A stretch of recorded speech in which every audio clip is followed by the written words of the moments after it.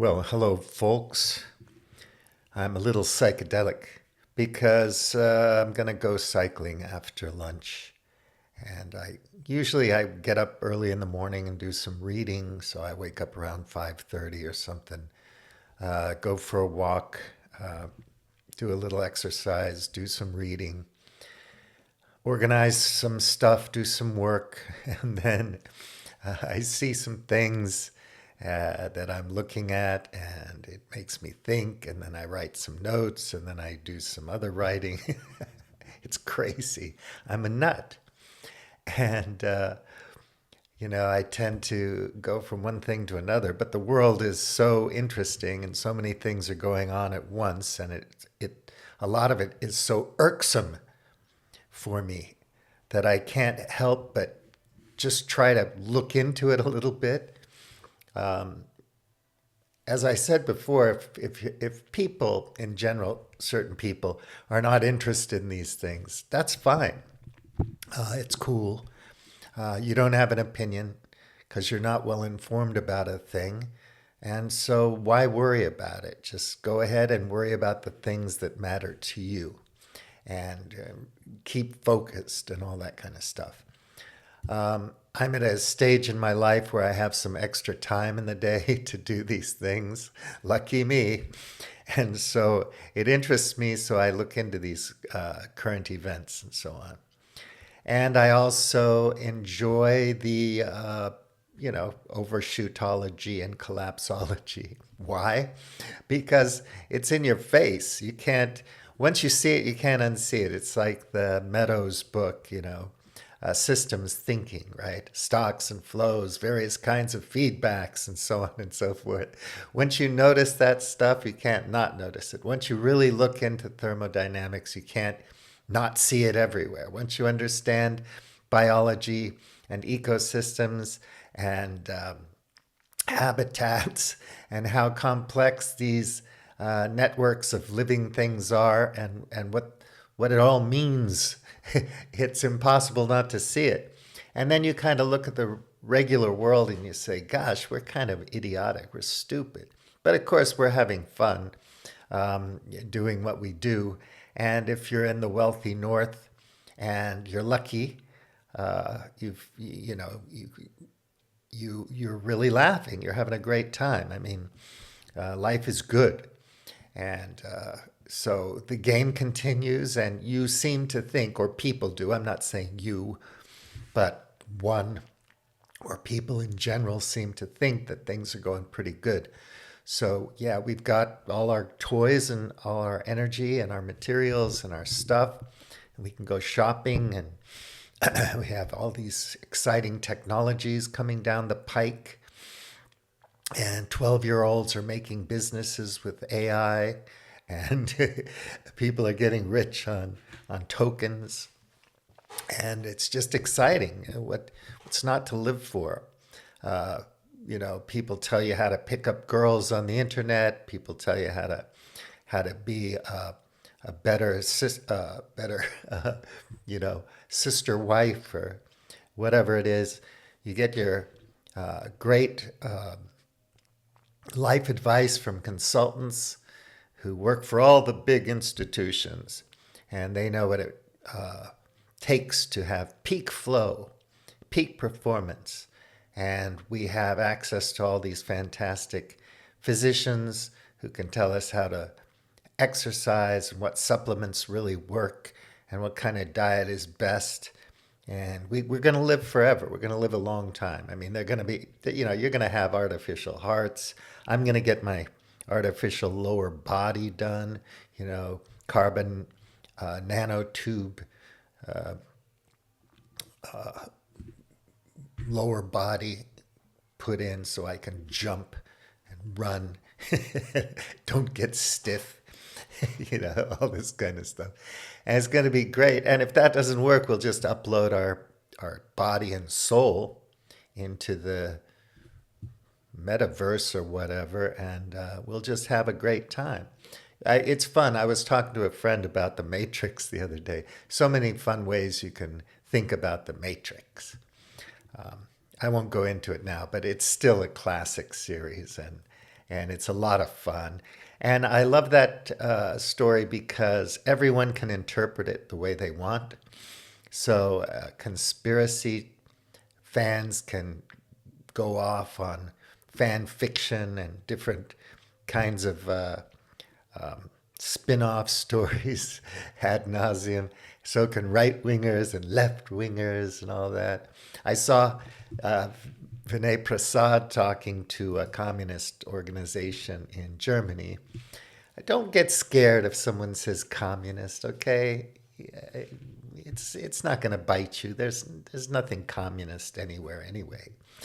But yeah, Marx and Engels and Heidegger and whoever you want to point to, back in the day, old philosophers, they're not going to help us much with our predicament.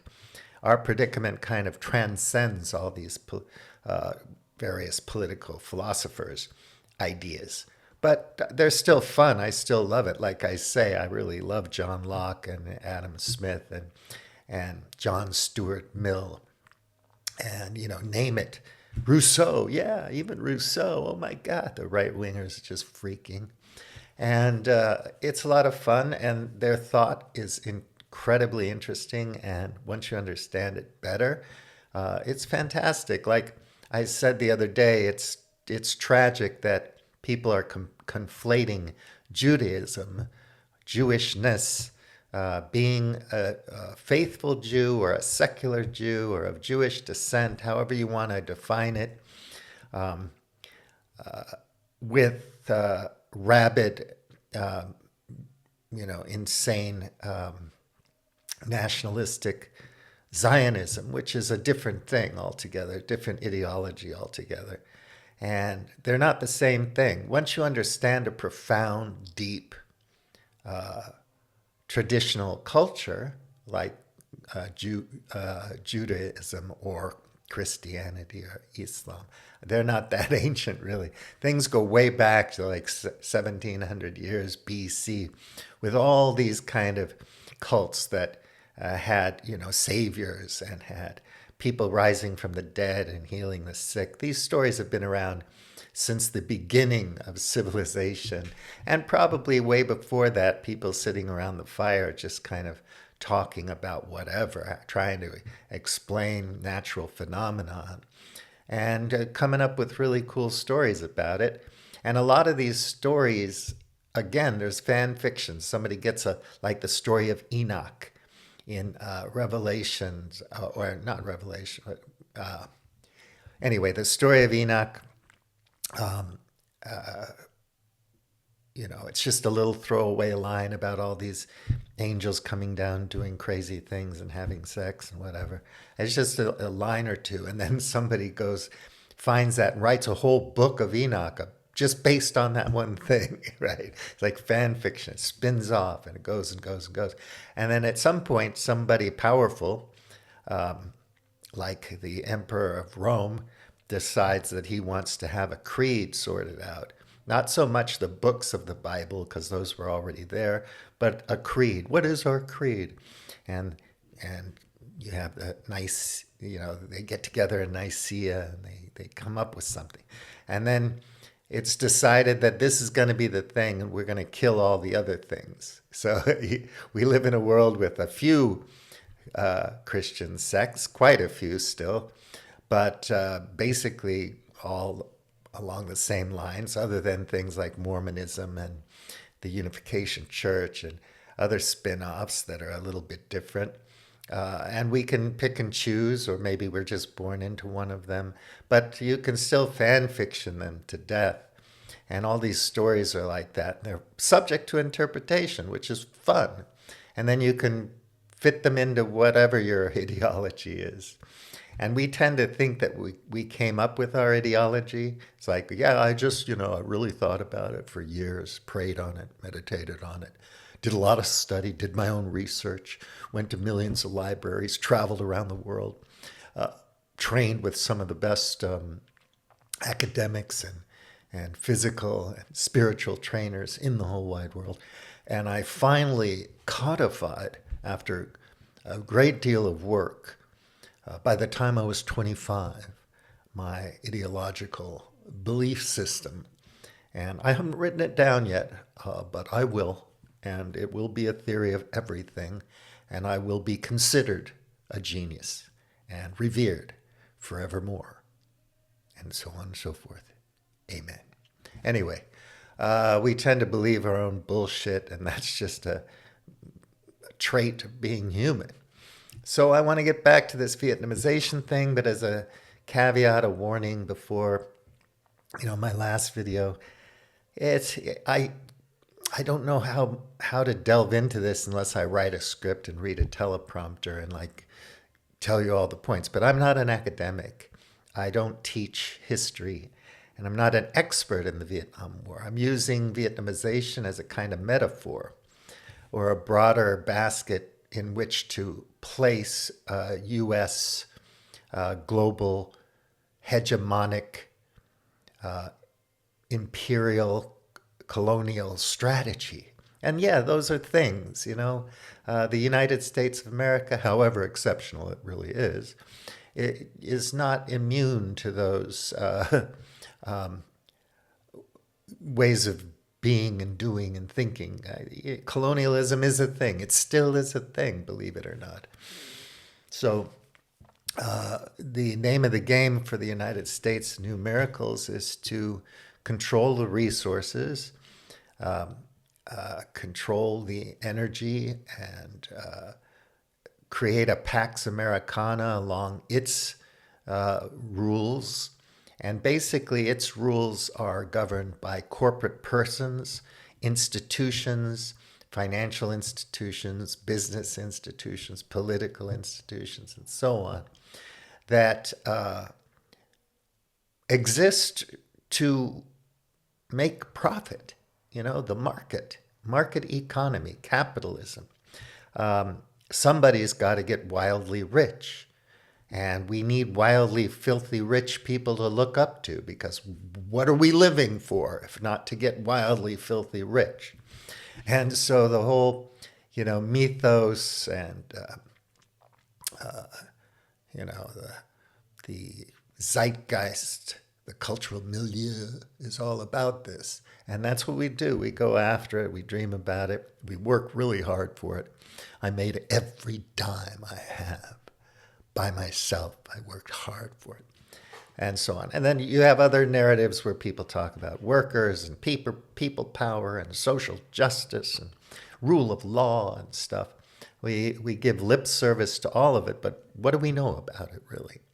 How the laws are created, who creates them, and so on. It's complicated. So I'm not an expert, but I'm just saying that, the Vietnamization, it worked, but it didn't work. In other words, they lost South Vietnam, but it still worked in the sense that that's the business model of the United States. And unfortunately, they learned a hard lesson in Vietnam. When you throw over 500,000 people, I don't know what the total was over the whole course of the war, but it was more than 500,000, into a country in support of your bought and paid for allies who align with you ideologically, at least for the moment, and in terms of the business model. A lot of people can get killed. In the case of Vietnam, it was 58,000 or so. Terrible tragedy. And many, many more people were traumatized and wounded. And it's just a terrible tragedy, a complete stupid thing to do. But, to their logic, to their way of thinking, it has to be done. You got to stop communism for some reason. So we're not going to sit around and reflect on our own thinking and ideology and belief systems and wonder if they're really fit for posterity. That's not the point. We want to fit in. We got to believe. And if you're a believer, you get paid well. And if you fit in, do your duty, you can live a good life, a happy life, and you can do good things for your family and whatnot. And it doesn't really matter what happens to other people. Since the Western civilization narrative started really blossoming in the 19th century, mostly in Britain and the United States, you have this heritage. It's a fake narrative, a false narrative. But you believe that it becomes racialized in a really nasty way.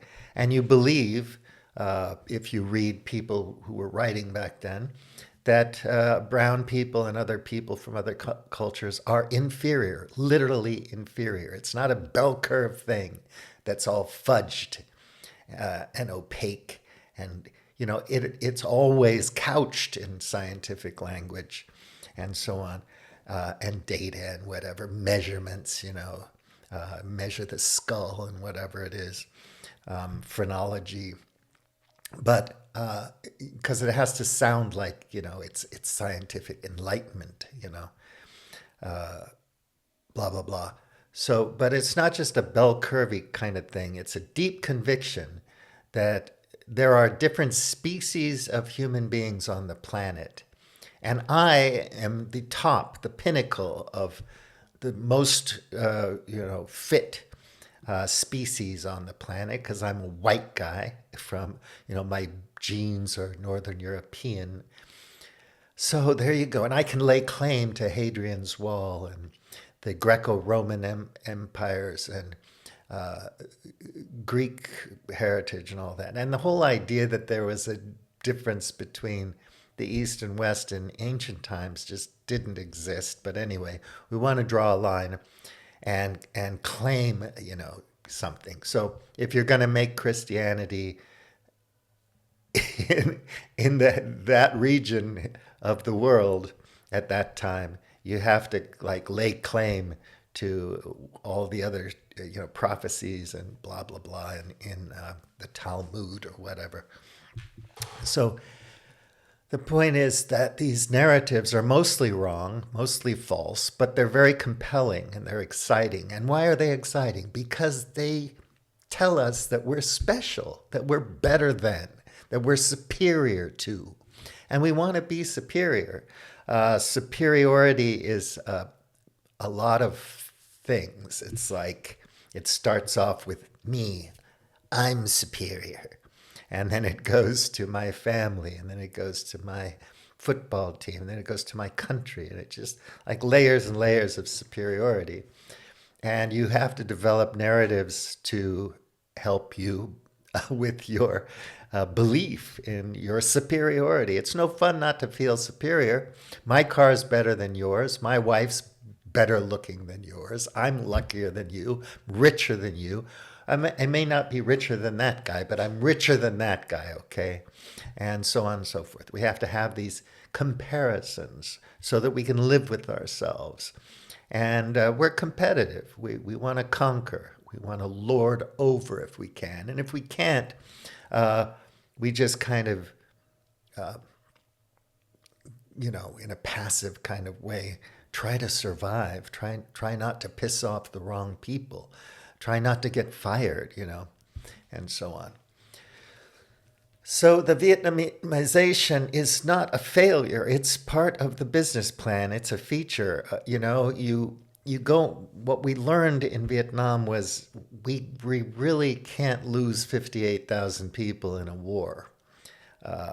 Americans won't take that because they're superior. They're rich. They're the top of the food chain. They're the global empire. We can't lose people like that. If you lose 5,000 people in Afghanistan over 20 years, that's horrific, the losses. If one soldier gets blown up somewhere, it's like, kill them all. How dare they murder one of our boys? We just can't take that. Ukrainians and Russians are dying. They know how to fight. They have guts. They have strength. They have grit. They're willing to sacrifice their lives for their cause. French people aren't going to do that. But the idea that we learned that we can't lose people in the war furthers the strategy of proxy wars. So we have to Vietnamize. The Vietnamization of the world means that we have to make sure that other people are fighting and dying for our cause forever from now on, which is one of the reasons why Trump washes his hands of this uh, Ukraine Russia war and just punts it over to the Europeans while he treats them like garbage.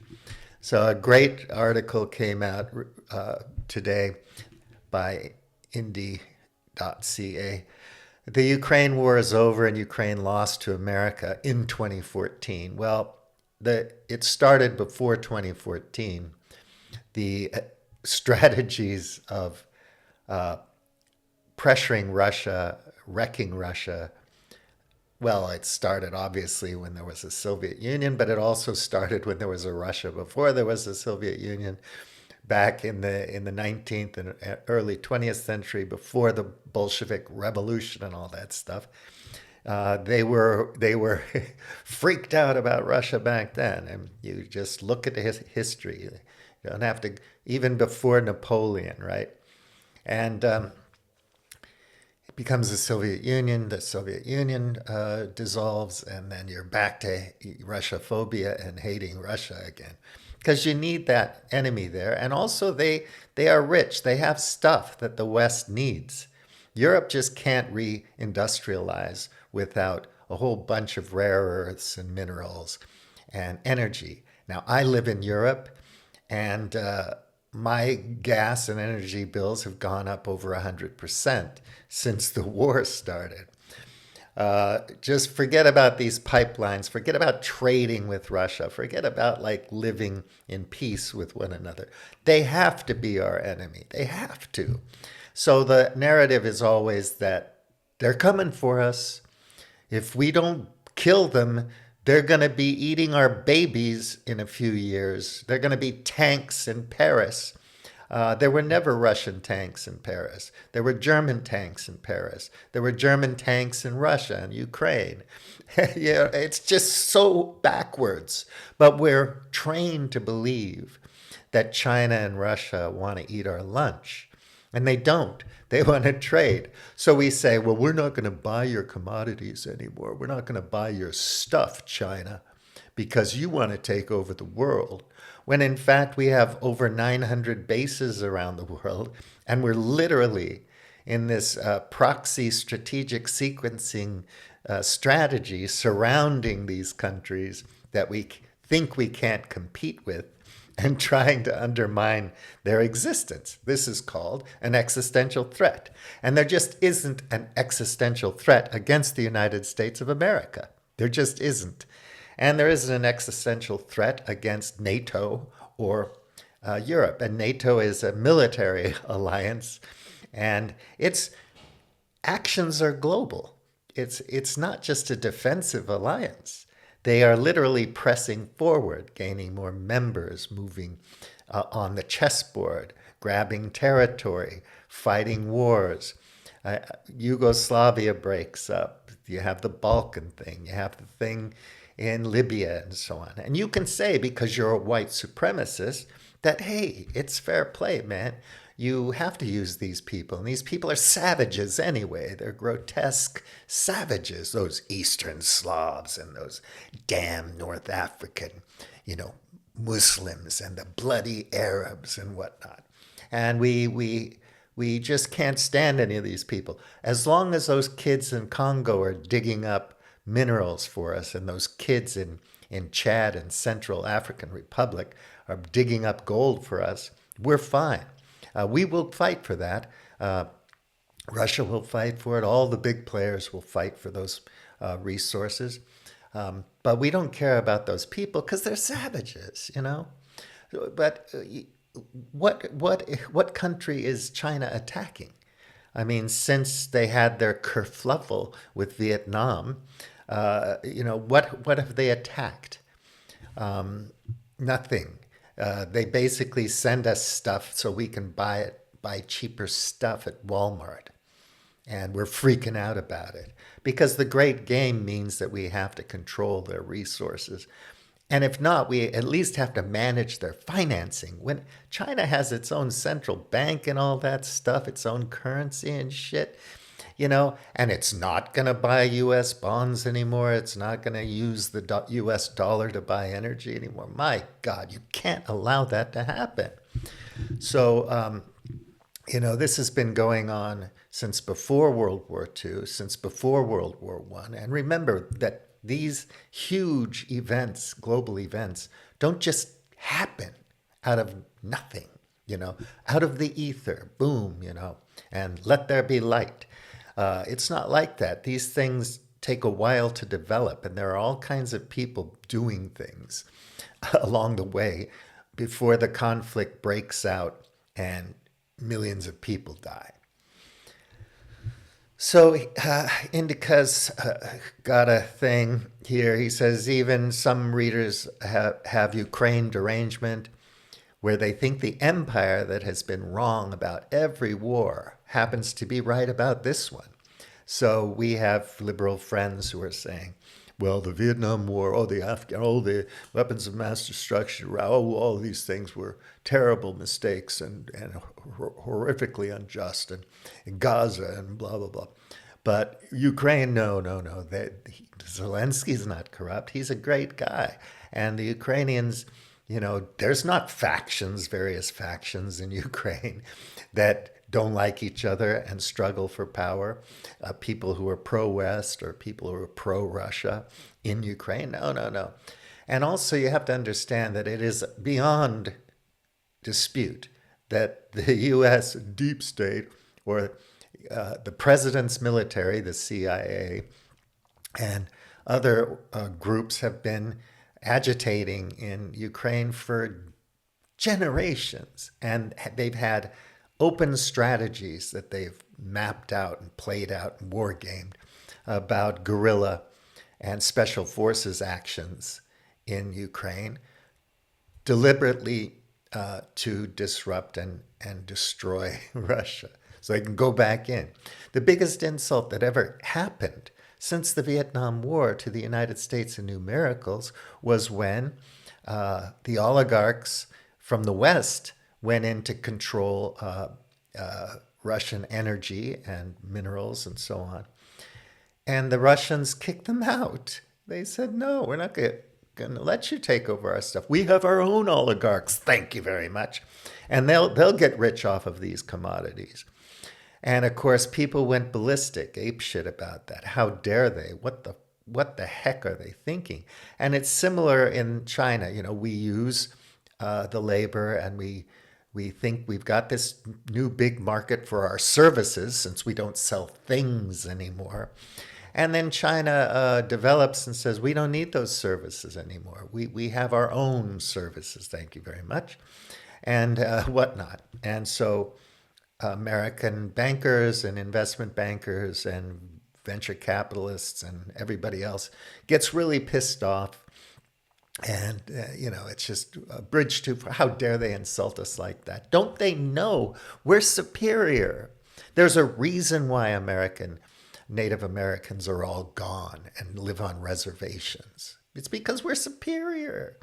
And they're blah, blah, blah. And of course, the Soviets had nothing to do with winning World War II. We all know that. So he says, it ain't true. Ukraine is just one front of the war the empire is waging around the world. I hope they lose. That's his opinion, right? Thankfully, albeit tragically, by Russia's own admission, they are. Ukraine is simply exhausted and empire is bored. Ukraine's men have been thrown around like toy soldiers, and like the meme goes, America is saying, I don't want to play with you anymore. That's the meaning behind all this talk of negotiations. They're meaningless. All that's left is surrender. So you may or may not believe that, but anyway. So these negotiations are like what the Nazis tried at the end of World War II, and which the Red Army just ignored. And bye-bye, Nazi Germany. As Marshal Georgy Zhukov said in his memoirs, quote, General Krebs, an experienced military diplomat, did his utmost to involve us in long, drawn-out negotiations, but his ruse failed. I have always mentioned that General Sokolovsky, who was empowered to carry on negotiations, told Krebs categorically that the cessations of hostilities was only possible after complete and unconditional surrender of the Nazi troops to the Allies. That was the end of their talk. So there you go. So now, I told you I shared about Simplicius a couple videos ago, and he said Russia's primary confirmed victory in the talks, as opposed to the various speculative parameters now floating about, was aligning the U.S. with Putin's demand of agreement before ceasefire rather than Zelensky and Europe's rival demand of ceasefire before agreement. And whatever, if the Democrats were in power, it would probably go a bit different than it is with Trump, but it would be equally as disastrous because Putin's not going to go for that. When you're taking territory and winning a war of attrition with your neighbor, you're not going to just stop the war so that European countries can move in and try to freeze the conflict while you build up the military of Ukraine again. And they were building up the military of Ukraine before the Maidan Revolution. And that didn't sit well with Russia. They thought that was an existential threat. Wow. If Russia and China were building up the military of Mexico to put pressure on the United States of America, what do you think would happen?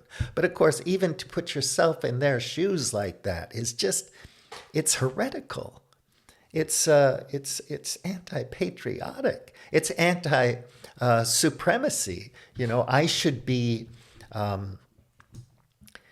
committed to my supremacy and not trying to understand how these Eastern Slavs would be concerned about their security. And we're not going to learn about the history because we're not interested now. We have better things to do. But anyway, I'm just suggesting that you look at this more broadly. Why? Because at the end of the day, you're going to get screwed. Your economy is going to get wrecked. You are going to lose your comfy civilization. The world is going to burn. The sixth extinction, seventh extinction now is not going to be good for you or your habitat. And climate change is not going to be good for you. We should be doing different things altogether as a world community. And I'm not saying that China's excrement doesn't stink or Russia's excrement doesn't stink. The game is being played by everyone in a similar fashion. And even the innocent countries of the global south that haven't really been messing with everything, they're still caught in the illusion of a kind of development that is untenable at this time. Untenable. It won't happen. There are limits to growth. Overshoot is a thing. So unfortunately for everybody, we're not going to have big stadiums in Ecuador and, all the fun, cool stuff that Americans aspire to have, 4,000 square foot deck, swimming pool, tennis courts, 5 cars, all the fancy new electronics and whatnot, the bling, the attention, everybody's not going to be a social media influencer and a YouTube star with silver plaques and oodles of money flowing in. It's not going to happen. And I see these great people like Vinay Prasad, who really is a force to be reckoned with. He's nobody's fool. And he sees the world in very clearly. Now, I'm not a Marxist, I'm not a communist, not even a socialist. I can't get behind any of those things anymore because none of them are fit for posterity, to be honest. But some are less evil than others, let's just say. I'm not that, but he sees the world and he has a limited audience. Nobody cares about this stuff. If you're the Kardashians or some other goofball online spouting nonsense or talking about, just focusing on something like, I'm going to talk about Orthodox Christianity and conspiracy theories, somebody like Dyer, or I'm going to, all these guys, focus on a niche, find your outraged audience that wants to have the absolute truth or think they know the absolute truth. Absolutism, absolutists, people who need to know. So if I bounce around here from indica for a second to other things, I I'm you do a deep dive on how do you calculate the casualties in the war in Ukraine. It takes decades, sometimes generations after war, before we can get an accurate count or consensus on the numbers of casualties. We still don't have them with Iraq or Vietnam. We don't have them with the casualties that are disputed during the Dutch effort to consolidate its colonial power after World War II in Java. We don't have accurate counts. And even if we spend millions and millions of dollars and have lots of people, experts and historians and so on, working on the project, it's hard to find an accurate number and a consensus of what happened. Were there crimes committed and so on? And then later, you kick the ball back over to the Indonesians and you say, now it's your turn to do all the investigations and invest the money and try to figure it out. And it's not like the Indonesians don't have factions that disagree on certain things. So, and it's a big investment of time, energy, and resources to find that out. So it's not easy. And it's a rough bit of business, right? So anyway, Ukraine depends on American attention span, which is notoriously short. Anyways, after the summit, Putin said, 4 years goes by pretty quick. When you're my age, you realize that. And what happens? What comes of it all at the end of the day? The new administration comes in. Everybody's excited. They voted. And the same shit happens a different day. And after you win this or lose that or attain this or do that, it's the same trajectory. The same terrible stuff is happening. And it's not that your life is terrible or that, anything like that. Your kids are fine and thank God. And your daughter just got married and it's all great. I'm not talking about normal, mundane, everyday life of individuals and small communities and families. I'm talking about the overall arc of history, just the shit that human beings, our civilization, is doing to itself and to its environment and so on. So I have repeatedly said that for Russia, the events in Ukraine are associated with fundamental threats to our national security. Moreover, we have always considered the Ukrainian people to be our brothers. As I have said many times, we share the same roots, and what is happening to us is a tragedy and a great pain. Therefore, our country is genuinely interested in putting an end to this. At the same time, we are convinced that in order for the Ukrainian settlement to be sustainable and long-term, all the root causes of the crisis that have been repeatedly mentioned must be eliminated. All legitimate concerns of Russia must be taken into account, and a fair, balance in the field of security in Europe and in the world as a whole must be restored. And you say, damn Russians said that. You can't trust them. They're evil Eastern Slavs, savages, maniacs, murderers. It's not true. This is absolutely rational and well founded. There's plenty of basis for this opinion, for these considerations. And Russia knows it can't negotiate with the United States or with NATO or with Europe because of Minsk I, Minsk II, and all the other things that happened before the 2014 Maidan coup and whatnot. So, you know, unfortunately, we don't want to know. So our leaders go on telly every day and spout bullshit and lies.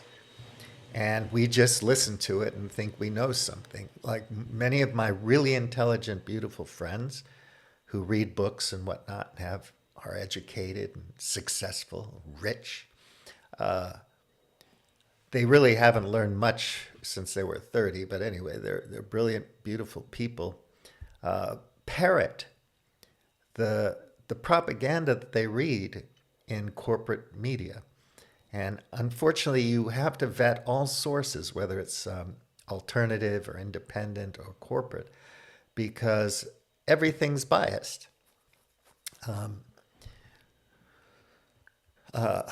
And, that gets back to this, if you want to understand the bias of everything, I'm doing a report about how do you calculate casualty figures, right? When will we know how many Russians died and how many Ukrainians? Because people get excited, hey, 1 million Russians have been killed. I'm so happy. I'm so excited. I think that's stupid to think like that. But anyway, Russians are dying. Yay. And Ukrainians, only 100,000 have died. Whatever. It's all bullshit. And it's so biased and it's so grotesque. I'm superior. Those Eastern Slavs have to die.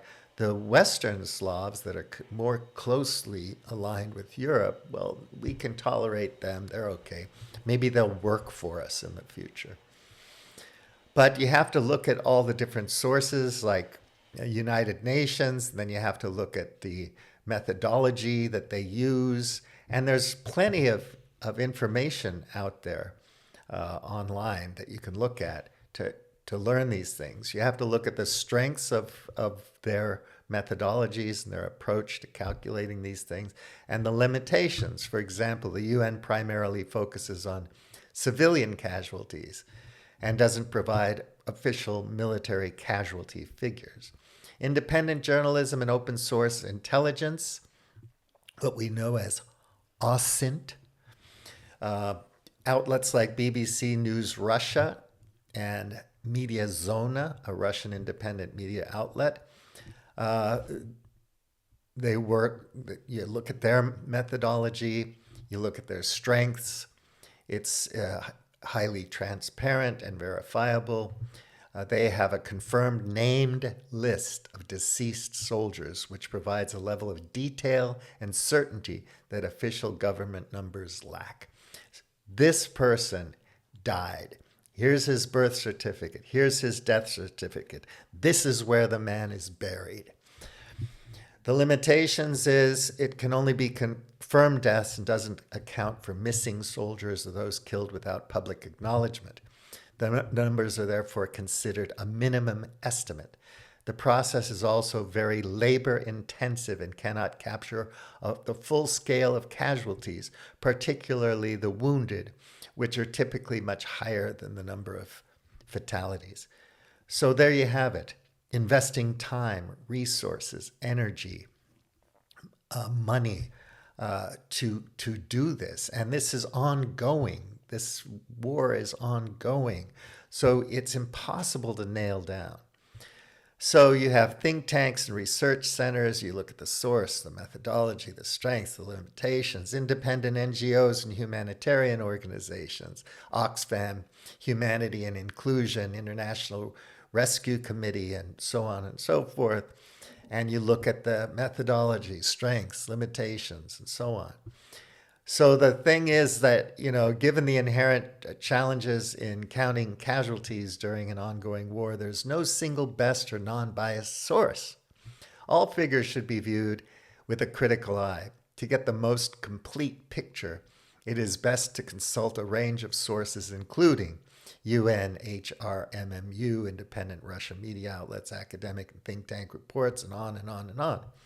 But this is the same for anything.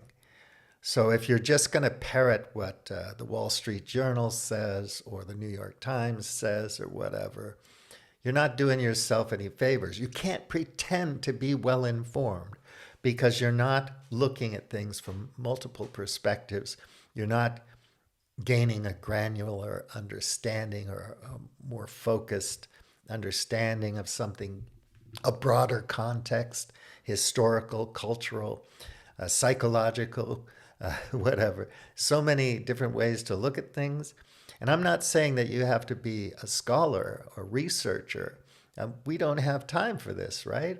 But the point is, you can at least acknowledge that you don't know these things, that there are areas in your understanding of a complex current event that are blind to you, that you lack clarity and understanding, expertise or a knowledge base, prior knowledge, and so on. How can you update priors that weren't there in the first place?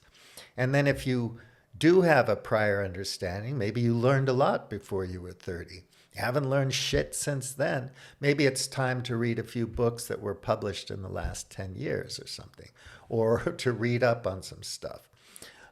We all tend to get fed information on something complex from sources in our bubble, in our silo, in our clique, and then we just parrot it and we pretend passionately that we know what we're talking about.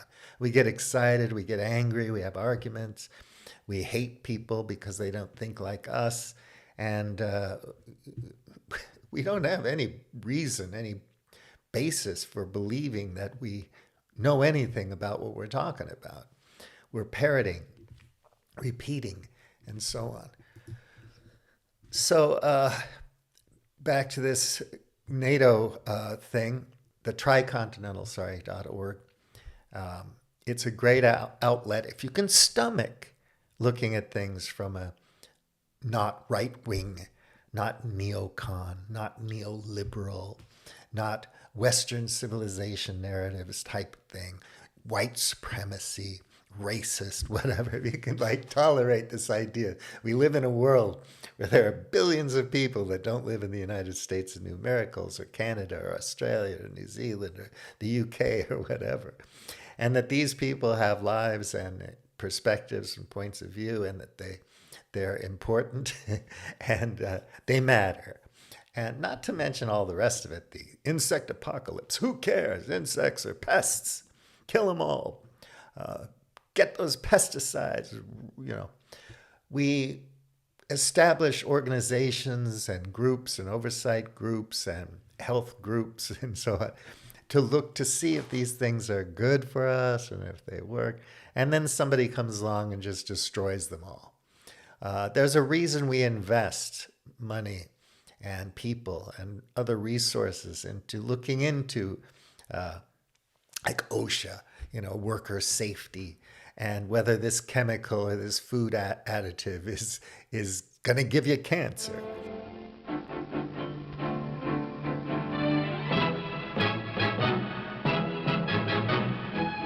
You don't see many wild stallions anymore.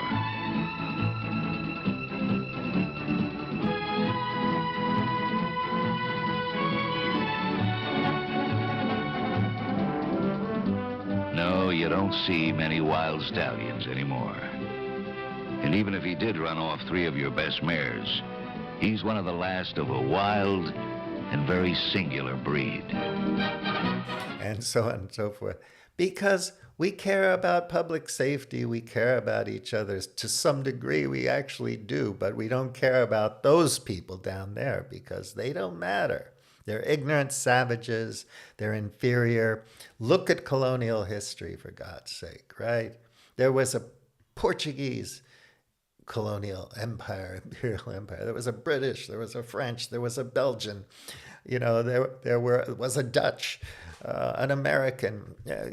Obviously, come on, and it's funny we forget that Europe was beating itself up for centuries. I mean, all the wars, it's unreal, and we somehow think, what?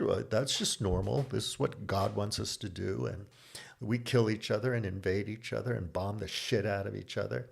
And then we forget about it and we say, oh, we have the EU now. We're even more superior than we were because, hey, the Hun is just a European. The frog is just a European. The damn Brit is just a European. Those silly Italians and Spaniards are just Europeans. We're all one now. We're all white. And Israelis are Europeans because they do our bidding and whatever. We have honorary uh, European people. But before that, we were killing each other. Pirates, privateers. You're going around, shogun, those damn Spaniards, those heretical Portuguese, the Catholics, whatever. It's like it's okay if we rob our rival because and also legality, right? So during the war after World War II in Indonesia that the Dutch were involved with. There's questions now about legality because technically you can't commit this kind of crime if it's your country, because it's not country on country. You own the damn place. It's your colony. Technically, it's just a territory of the Netherlands. And so, how can you commit a crime on yourself? You can't do that. It's, and then other people say, hey, come on. That's just a way of skirting around your responsibility for what you did to people then. And Indonesia is an independent country now, and you have to make amends. You have to come to grips with what happened, and so on and so forth. You can be legalistic in many ways. Being legalistic, if I say Putin's legalistic, doesn't mean that he's right or wrong. The law is the law. You have to look at it in its context and so on. But when you're talking about these historical events and war crimes and whatnot, sometimes you have to have a broader point of view than just what was legal at the time. So, for example, Trump doesn't like the fact that the Smithsonian Museum talks about slavery like it was such a bad thing. We should have, American exceptionalism exhibits and not talk about how slavery. And other people will say that, the slaves, it wasn't really that bad. And you have to look at it in context. Back then, it was legal to own slaves. And you could do with them what you will. And so what are we talking about here? We don't have slaves now. Well, that's debatable, but anyway, it doesn't help you any because it doesn't move you in the right direction towards more safety, health, and justice, and fairness, and so on. It's just an excuse, right? And these excuses and apologies are hollow. They mean nothing to people who were hurt and who have generational trauma from having been abused and so on. And it takes a long time to lift, right? The civil rights movement happened in the 50s and 60s. And the Civil War was won in 1865, right, by the North. And of course, you know the history, right? People still claim that, African Americans are still fighting for a fair shake in certain ways and so on. But I think it's more of a class thing, but what do I know? Anyway, that's a whole different thing. But this NATO report that he put out is extremely good. And I post these kinds of articles and so on at my Blue Sky, BullieMT, at Globe Hackers, Facebook, at Minds, BullieMT, and of course on Substack. So if you're interested in following that kind of information, go ahead and look. I mean, you can find it yourself, right? I mean, how many curators of information are there out there? I just want to help anybody I can help if they think I'm helpful. If you don't, that's fine too. And you can tell me that I'm full of it. That's fine. I have friends that I'm still really good friends with who have told me I was full of it for decades. And all we do is have friendly arguments. And they think I'm nuts. They think I'm batshit crazy. My point of view, my worldview is nuts. And I think that they're a little bit intellectually lazy. Oh, don't judge, don't judge, don't judge. But whatever. We beg to differ. And so on. I have other people who are on the same train of thought, but they're just in a different car. And I'd like to meet them in the dining car at some point for a drink and a meal, but most of the time we're just slightly in a different car, different focus, different perspective, just a little bit different proclivities, different preferences, different feelings, and so on. And that's fine. That's absolutely fine because it takes all kinds of people to make the world go around. And it takes all kinds of life forms to make the world go around. It takes living systems, layer after layer of them, to make the world go around. Without all of it, none of us can exist, period. We're done and dusted. But we're here now, make the most of it, and have a good time. So anyway, I guess I'll just quit because I've gone for an hour. There's so much more in these things. I just want to reiterate that the Vietnamization metaphor isn't coming from some expert analysis of the Vietnam War or Vietnamization, so I wasn't focusing on what led to the war and so on, whether the proxy leaders in South Vietnam were good or bad. There were a lot of coups after Diem was killed. But anyway, I'm not saying that, Ho Chi Minh is my hero or anything like that, although I do kind of sympathize with him quite a bit. World traveler, very brilliant guy. But anyhow, none of that. It's just about the idea of Vietnamization and how I think the United States of America has decided from now on, here on out, other people are going to be fighting its wars. They're going to be doing the dirty work. Not to say that Delta Force and the CIA and all these like black ops cliques aren't going to be messing around all over the world forever and a day. They will continue doing their business. But the actual fighting is going to be by whoever we decide is on our team at the moment, just like in the Middle East over the years. We back this group, then that group, then we back another group. And it all just depends on our interests at the time. So we don't have principles, we have interests. And if this group or individual wants to support our interests at the moment of our institutions, corporations, and financial institutions et al., then they get to have our support. And the minute that we don't need them anymore, we throw them under the bus, throw them to the dogs. We don't care about them. So once you Iraqize the war in Iraq, you throw them under the bus. It's up to you now. Good luck. Best of luck. Then ISIL comes along. A big problem. Then we all wax righteously about how savage they all are. The Muslims are all crazy, and so on. Total exaggeration, totally wrong, and then we completely ignore our responsibility for any of it. It's not our fault. We gave you everything we could, Ukraine, We backed you up for years and years, and you screwed up.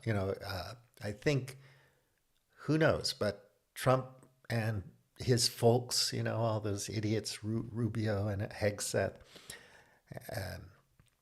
they're going to figure out a nice way to blame Zelensky for the failure and stick in another puppet.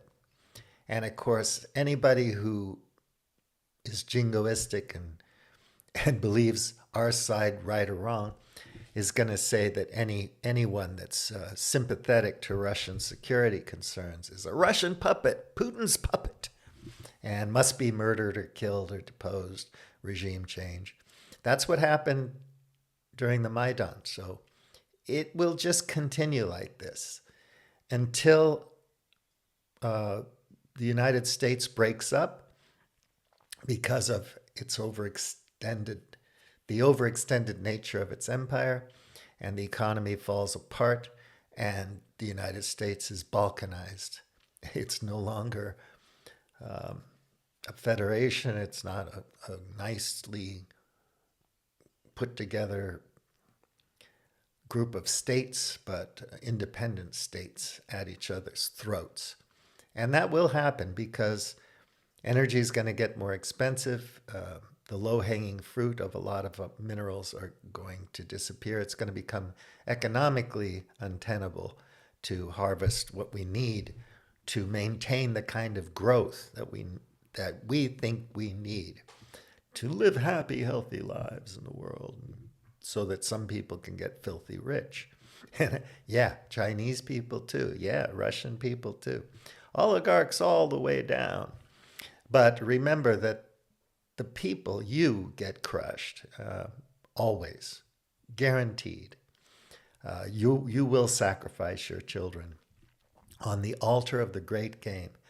And probably we're going to sacrifice our children on the altar of the great game until the end of times, because I don't think we'll ever have the power, the will, the intelligence, the emotional intelligence, the spirit to imagine something better and make sure that it's implemented. Perhaps we can only do that on a small scale. So some people I follow, basically they think that until we're hunter-gatherers again, it's just going to be more of the same. So welcome to Groundhog Day. And for a lot of people, it's not like that at all, because AI, because electric cars, because starships, because Starlink, because college football, because the World Cup, because prostitution, because pornography, because have a little bump at the disco. Sorry, they don't have discos. At the rave, or they don't have raves anymore, at the party or whatever. So we have all these wonderful little addictions and habits that we love. And so it's all good. And we can still find somebody who knows the absolute truth, and we can become a subscriber and a mega fan. And they're not going to be equivocal. They're not going to try to make us think. They're not going to suggest that we read a book. They're going to be nice to us. They're just going to tell us what the truth is. And we're going to feel really good to know that we know the truth. All right, so that's it. Thanks for being here and listening. A comment would be appreciated. A thumbs up would be nice. I don't know why people hate me so much. It's too much to ask. I have to pay for it. I have to ask for it. I have to, compete for those things. It's not that I want my brain hormones to be stimulated or anything. It's just nice to know somebody's out there when I bother to do the work to make a video and write something. It's an investment, and I wouldn't do it. I do it for myself, but I also do it for you, and to see what other people think, to try to learn something. And you can't do that in a vacuum when you're being totally ignored. Being ignored hurts. Everybody knows that. But I don't feel hurt. I just think that I understand why my friends ignore me, because they don't want to egg me on, And if you're even the slight bit envious of somebody for some reason, you're not going to give them any encouragement. It's just the way friends are sometimes. And then you have a few friends that will always support you and be nice and give you a thumbs up. E for effort, Bulliam T. Good try, man. It's okay. Keep up the good work. You're getting there. You're barking up the right tree. Maybe before you're 70, you'll do something that's interesting. Anyway, okay, take care. Sorry about that. Have a good one. Talk to you soon. Enjoy Hump Day. Booyam Tea. Out.